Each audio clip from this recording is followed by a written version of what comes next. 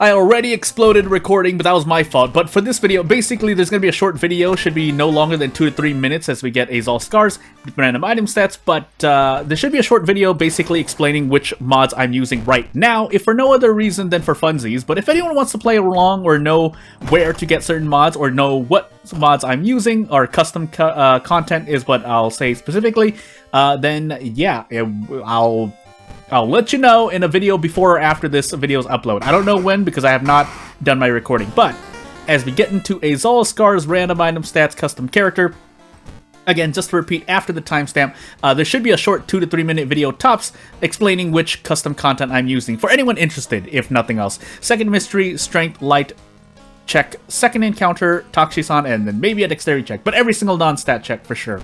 But so future Jordan should have put a future thumbnail as a certain phrase or used a certain phrase, and we'll talk about the main topic, which should be what, if I'm planning correctly, that it's a certain thing, but specifically lore in basically plots in general. But the first thing to go over is just little quick things for fun. But yeah, I'm really, so those who don't know, I'm going through a little body condition at the moment as we get Arms, Festival, Teacher, Phantasms, and Story. Well, pain. I did bungle a recording. I think I bungled it again, but let's find out because now I'm just going to be sad with myself. So, as I accidentally tossed some funds away, okay, I did use the hardware store, but I was going to check. Oh yeah, okay, I should be fine. Anyway, basically, really hard to, well, not really hard. I'm trying to use another phrase as I'm looking at high threat level downtown, max threat level seaside, max threat level mansion. Let's just set the mansion. I don't remember my things at the moment. The game also slowed down, which scared me for a moment, but we'll continue onward. So let's prepare for funds here, and hopefully we'll be okay. But otherwise, we're also hoping that we get a good strength weapon, preferably. But if we get a good anything else, fine. I'm going to actually reroll here. And I think that monkey wrench is slower, but this heavy-duty flashlight is not going to go. So, instead, we are going to grab the monkey wrench. Yeah, temptation. I'm supposed to be on a specific diet. That's what I've been trying to say for the past minute or two. But instead, well, thankfully kept with it, so zucchini and rice, essentially. Boiled. Well, the rice is cooked, but you get the point. Boiled vegetables, broccoli, zucchini, and I think onions as well. Yeah, onions are definitely good. I was just making sure of what I ate, because I'm trying not to confuse what I ate for breakfast, which was still a mix of rice and something else. I was just making sure, by the way. So let's see here. I am scared that OBS is going slower here, but yeah. Also, it's because I do live with other people, so when the sense of smell is invoked with good-smelling food, boy, does it make the mouth water. And, not really, but not literally, but figuratively, definitely. We're gonna gamble here, by the way. 40%. Okay, good.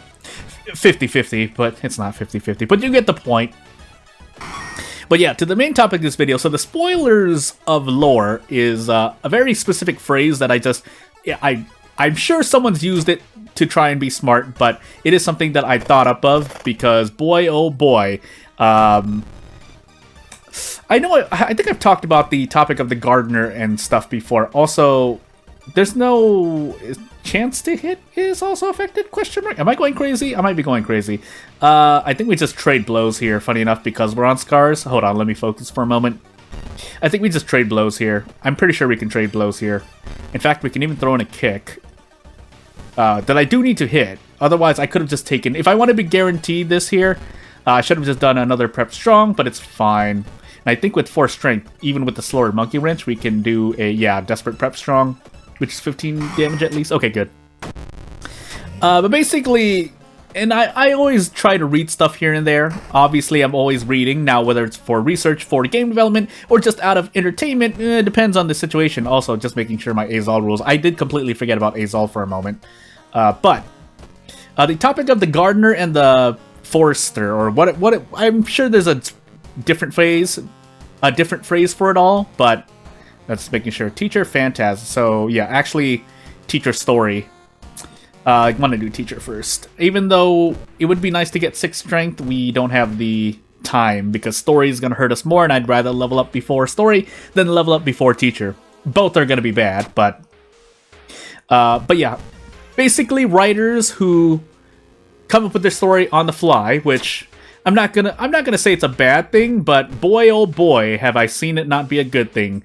And it depends. Again, it depends on the medium or the, how should I say, where you publish your work, I guess. For those who don't know, basically, there are more than a few websites that, well, I don't know how good the pay is because I haven't tried it myself, but based on the little research I've done, it can be a little bit dicey. But if you are on such a schedule, we're gonna flip this coin, by the way, which we didn't flip correctly. Actually, I could have done Desperate Prep Strong there, right? Am I going crazy? I think I was going crazy. Anywho, so basically, I'm not saying anything about whether or not, if you're on a schedule, you do you, but if we're talking about the quality of a work, whether it's its plot, characters, or its delivery, or whether it makes its audience happy or sad or not, is a completely separate issue from whether or not your story is, well, just good in general. Also, I think we can near one-shot this. We'd probably have to take a chance, though. Yeah, double coin flip. Now, we need to hit at least one of these. Okay, good. That way we actually get out and put Sensor Bunny on screen. But yeah, coming up with your story on the fly, I'm not saying it's a bad thing. It's just that from what I've seen so far, doesn't tend to go well in terms of, I guess, entertainment. And yeah, there have been more than a few stories where I'm just like, oh my goodness, this story, as we take off Sensor Bunny. But for the most part, I don't really mind. It's just I can see the pitfalls of, ew, this story is just pulling rabbits out of the hat. There's a specific phrase for it, but I'm not remembering at the moment because I'm trying not to die in story here where we're going to take -2 all damage everywhere. I think we can survive this first one at least. That I know for sure, especially when we have Desperate Prep Strong. I'm trying to see here. I think we should be able to get... I was about to say, where's my Desperate Struggle action? I'm going absolutely insane. Okay, right down here. Yeah, we should be fine here. But I also don't doubt... I mean, because there's a way to write in which everything turns out like you're not... It doesn't look like you're just pulling MacGuffins out of the air. I guess that's the more accurate phrase. It's not the phrase I wanted to use, but it's the one I can think of for now. So you're not pulling MacGuffins out of the air, and for those who don't know what that means, basically you're just coming up with plot points that are convenient to move your story forward. Otherwise, say, an example would be your protagonist just dies for whatever reason. And so you need to introduce a way for the character to live. We're gonna go for this, by the way. Don't miss both. Okay, I was about to say. I was about to say, are we gonna be okay? Now, I do need a rest here. We're gonna die if we don't. So one example, I guess, could be you explain... Let's just come up with an example right now. So say you're writing a fantasy story, right? And so you're writing a fantasy story, and then you end up having the hero go up against a dragon. Again, we'll be very, very simple about this, or try to be simple. You've introduced, maybe there are wizards there's a wise wizard who helps, and he picks up a sword, and then he gets some armor. Well, if all three of those suddenly don't work because maybe you introduce an enemy that is, too powerful or whatnot. Also, we're running into encounters back to back to back. Oh my goodness, I missed that 82%. We're gonna gamble again.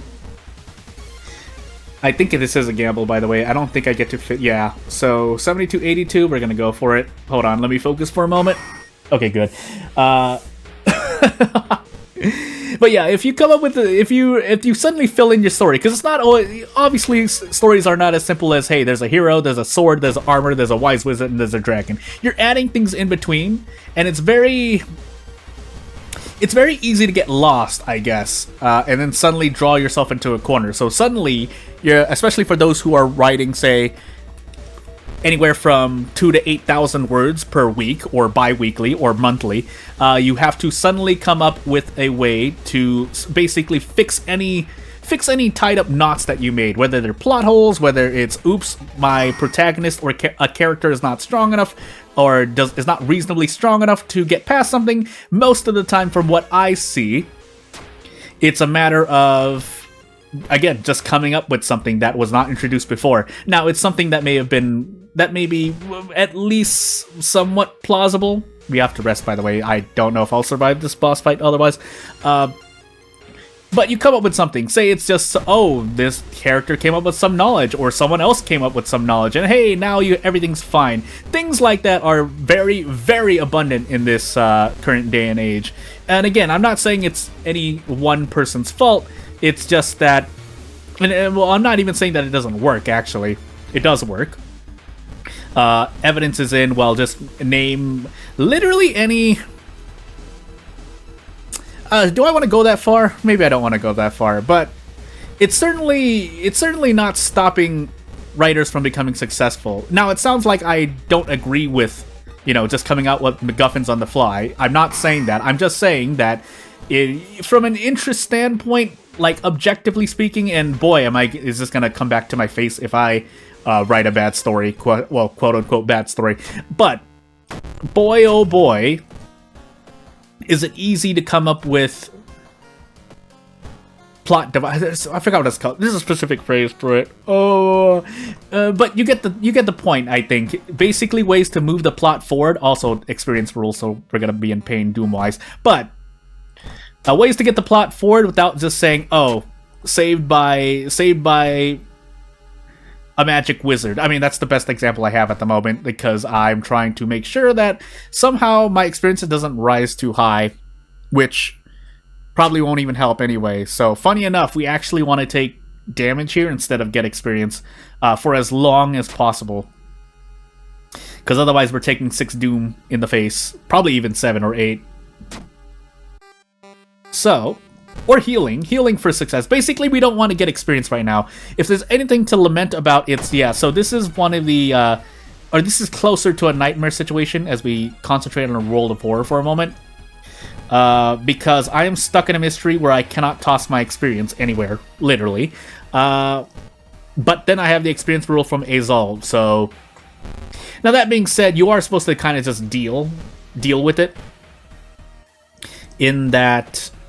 You know the experience is coming, and it's easier. So for those who might say, well, that's not fair, Jordan, it doesn't seem like you're able to reliably deal with it. Also, I think we could have just done triple boost attack twice, but whatever.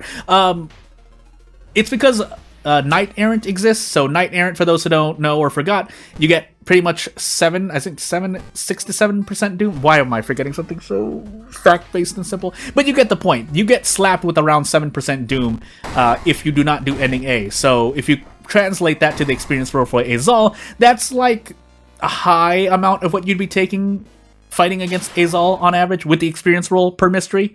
So it's not as much as a penalty as you think. Now, again, though, when it happens at the very beginning of your run, it's worse, because then you're taking like 5 to 6 doom damage on top of more doom if there are more Azal rules that you can't avoid, so on and so forth.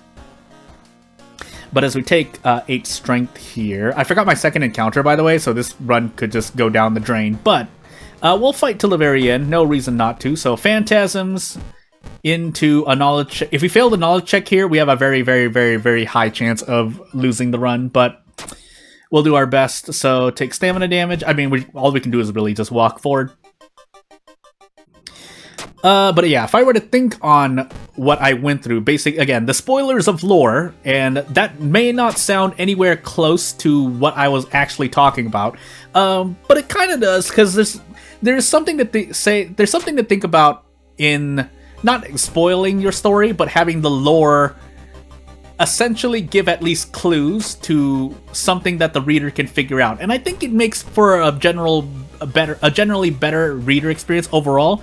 And it certainly goes away from the thought that, hey, you wrote yourself into a corner, so now you're just coming up with things on the fly. Again, a common example is, I guess we'll come up with another example that actually is rooted in a specific example, or more specific examples, but say you're writing an isekai and someone has knowledge of the world that they've been isekai to. Well, in essence, while it's plausible to just say, oh, the character here just came up with it because they know the knowledge, from a writing, like, in meta standpoint, from a meta perspective, the writer is just coming up with things on the fly, because it's essentially a free pass to write MacGuffins, or write a protagonist or character out of a situation, because you can just say, oh, they came up with this knowledge, and then every reader knows the deal. Like, readers are, on average, you know, say what you will about humanity as a whole, but